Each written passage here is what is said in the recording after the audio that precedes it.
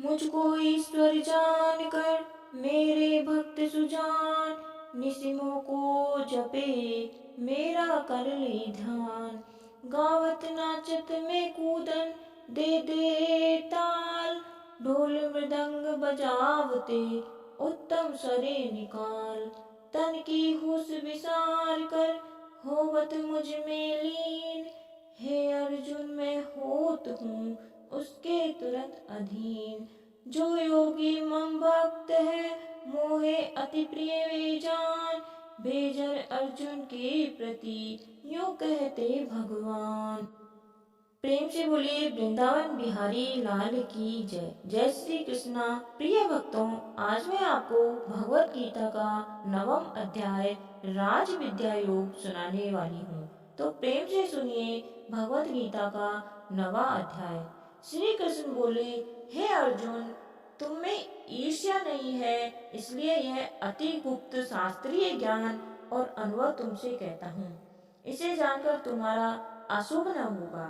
यह ज्ञान सब विद्याओं में श्रेष्ठ तथा सब गोपनीयों में गुप्त एवं परम पवित्र, उत्तम प्रत्यक्ष फल वाला और धर्म युक्त है। साधन करने में बड़ा सुगम और नष्ट नहीं होता। हे परंतप, इस धर्म पर जो श्रद्धा नहीं रखते वे मुझे नहीं पाते और इस मृत्यु युक्त संसार में बार बार लौटते हैं। मैं अव्यक्त हूँ और मैंने ही यह सब जगत प्रकट किए हैं। सब प्राणी मुझ में स्थित है, किंतु मैं उनमें नहीं हूँ। मुझ में सब भूत भी नहीं है। मेरा यह ईश्वरीय कर्म देखो। मेरी ही आत्मा सब भूतों का पालन करती हुई भी नियत नहीं है। जिस प्रकार सर्वत्र बहने वाली महान वायु समस्त आकाश में व्याप्त है, उसी प्रकार सर्वत्र भूत मुझ में है, ऐसा समझो। हे कौन्तेय, सभी जीव कल्प के अंत में मेरी प्रकृति में आ मिलते हैं और कल्प के प्रारंभ में मैं उनको फिर उत्पन्न करता हूँ। अपनी प्रकृति का आश्रय लेकर उनके गुण व स्वभाव वाले समस्त भूत वर्ग को मैं बार बार उत्पन्न करता हूँ। हे धनंजय, मेरे ये कर्म मुझे नहीं बांधते, क्योंकि मैं उदासीन की तरह इसमें आसक्त नहीं हूँ और स्थिर हूँ। मैं अध्यक्ष होकर प्रकृति द्वारा चराचर जगत को उत्पन्न करता हूँ। हे कौन्तेय, इसी कारण यह जगत बनता बिगड़ता रहता है। मूर्ख लोग मेरे स्वरूप को नहीं जानते कि मैं समस्त चराचर का स्वामी हूँ। वे मुझको मनुष्य जानकर मेरी अवहेलना करते हैं। उनकी आशा व्यर्थ, कर्म निष्फल, ज्ञान निरर्थक, चित्त भ्रष्ट है। वे उस असुरी शक्ति के वश में हैं जो मोह को उत्पन्न करती है। हे पार्थ, विवेकी जन जो देवी प्रकृति के में स्थित हैं, वे मुझे संसार का आदि अविनाशी जानकर अनन्य मन से भजते हैं। दृढ़ व्रति सदा मेरा कीर्तन करते हैं और भक्ति से उपासना करते हैं। कोई एकत्व में, कोई पृथकत्व में और कोई मुझे अनेक रूप वाला विश्व रूप मानकर उपासना करते हैं। श्रोते यज्ञ मैं हूँ, स्मार्त यज्ञ मैं हूँ और पितृ यज्ञ मैं ही हूँ। इस जगत का पिता, माता, धारण करता, पितामह मैं ही हूँ। जानने योग्य पदार्थ ओंकार, ऋग्वेद, सामवेद और यजुर्वेद मैं ही हूँ। गति पालन करता, प्रभु, साक्षी निवास स्थान, रक्षक, मित्र, उत्पन्न करने वाला, संहार कारक आधार, प्रलय स्थान और अविनाशी बीज मैं ही हूँ। मैं सूर्य रूप में तपता हूँ, मैं वर्षा रोकता हूँ, मैं ही वर्षा करता हूँ। तथा हे अर्जुन, मैं ही अमृत और मृत्यु हूँ और सत और असत भी मैं ही हूँ। तीनों वेदों के ज्ञाता, सोम पीने वाले, पाप रहित यज्ञ आदि मेरी पूजा करके स्वर्ग जाते हैं और इंद्र के पुण्य लोक में पहुंचकर स्वर्ग में देवताओं के योग्य दिव्य सुख भोगते हैं। वे उस विशाल स्वर्ग लोक में सुख भोग कर पुण्य के क्षीण होने पर फिर मृत्यु लोक में आते हैं। इस प्रकार तीनों वेदों के यज्ञादि धर्मों का पालन करने वाले भोग की इच्छा रखने वालों का आवागमन होता रहता है। जो अनन्य भाव से चिंतन करते हुए मेरी उपासना करते हैं, उन नित्य योगियों के योगक्षेम अर्थात स्थान योजनाच्छादन कर इनकी मैं रक्षा करता हूँ। हे कौन्तेय, जो दूसरे देवताओं के भक्त हैं और श्रद्धा से उन्हें पूजते हैं, वे भी मेरा ही पूजन करते हैं, परंतु यह पूजन विधि पूर्वक नहीं है। यह यज्ञों का भोक्ता और स्वामी मैं ही हूँ। जो मेरे इस तत्व को नहीं जानते, वो आवागमन से नहीं छूटते।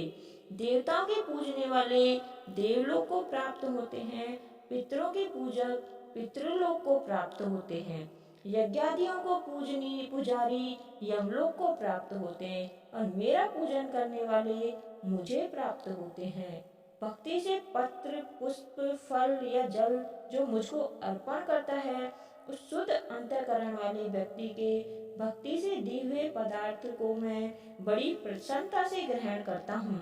हे कौन्तेय, जो तुम करते हो खाते हो वह सब मेरे अर्पण करो। ऐसा करने से कर्म बंधन स्वरूप शुभ अशुभ फलों से मुक्त हो जाओगे और संन्यास योग में युक्त होकर मुक्ति या मुझको अवश्य पाओगे। मैं समस्त भूतों के लिए समान हूँ, न कोई मुझे अति प्रिय है और न प्रिय। जो मुझको भक्ति से भजता है वह मुझ में है और मैं उसमें हूँ। यदि कोई दुराचारी भी है और अनन्य भाव से मेरा भजन करे, उसको मैं साधु ही मानता हूँ, क्योंकि उसने उत्तम मार्ग ग्रहण किया है। वह शीघ्र ही धर्मात्मा हो जाता है और चिर स्थायी शांति को पाता है।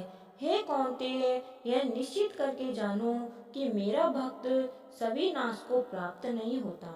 हे पार्थ, इस नाशवान और दुख भरे संसार में जन्म पाकर तुम मेरा ही भजन करो, मुझमें मन लगा मेरा भक्त बन, मेरी पूजा और मुझे नमस्कार कर, मुझमें लौ लगाए रहकर मुझमें लय हो जाओ। तो प्रेम से बोलिए वृंदावन बिहारी लाल की जय। जय श्री कृष्णा। प्रिय भक्तों, इसी के साथ श्रीमद् भगवत गीता का 9वां अध्याय समाप्त होता है। आइए सुनते हैं श्रीमद् भगवत गीता का 9वां अध्याय का महात्म्य। श्री नारायण जी बोले, हे लक्ष्मी, दक्षिण देश में भाव सुशर्मा नामक शूद्र रहता था। बड़ा पापी, मांस मदिरा आहारी था, जुआ खेलता, चोरी करता, पर स्त्रियों में रम जाता। एक दिन मदिरा पान से उसकी देह छूटी और वह मरकर प्रेत हुआ। एक बड़े वृक्ष पर रहने लगा। एक ब्राह्मण भी नगर में रहता था। दिन को भिक्षा मांगकर स्त्री को लाकर देता। उसकी स्त्री बड़ी ही कलहनी थी। समय पाकर उन दोनों ने प्राण त्यागे। वे दोनों मरकर प्रेत हुए। वो भी उसी वृक्ष पर आ रहे जहाँ प्रेत रहता था। वहाँ रहते रहते कुछ काल व्यतीत हुआ। एक दिन उसको पिशाचिनी ने कहा, पुरुष पिशाच, तुमको कुछ पिछले जन्म की खबर है? तब पिशाच ने कहा, खबर है, मैं पिछले जन्म में पंडित था। तब पिशाचिनी ने कहा, तूने पिछले जन्म में क्या साधना की थी जिसे तुमको पिछले जन्म की खबर है? तब उसने कहा, मैंने पिछले जन्म में पंडित से आध्यात्म कर्म सुना था। तब फिर पिशाचिनी ने कहा, तूने और कौन सी साधना की थी? तब पंडित कौन था और वह अध्यात्म कर्म कौन है जिसको सुनने से तुझे पिछले जन्म की खबर रही? पिशाच ने कहा, मैंने कोई पुण्य नहीं किया, गीता जी का श्लोक श्रवण किया।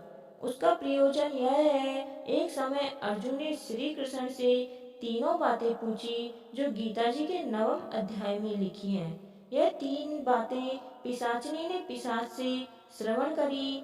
इन बातों को सुनते ही प्रेत देही छूटी, तत्काल देव देही पाई और स्वर्ग से विमान आए, उन पर चढ़कर बैकुंठ को प्राप्त हुए।